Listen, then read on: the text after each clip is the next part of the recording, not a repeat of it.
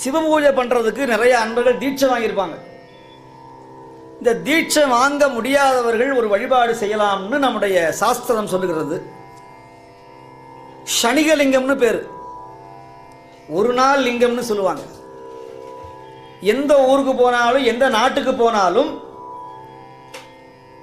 பச்சரிசி மாவோ சந்தனமோ அல்லது கற்கண்டோ அல்லது கல்லோ எதுவாக இருந்தாலும் அந்த இடத்துல நீரை விட்டு பசைஞ்சு ஒரு லிங்கமாக செய்து வழிபட்டு பிறகு அந்த லிங்கத்தை கரைத்து விடுவது மரம். இதுக்கு பேர் சனிகலிங்கம்னு பேர்.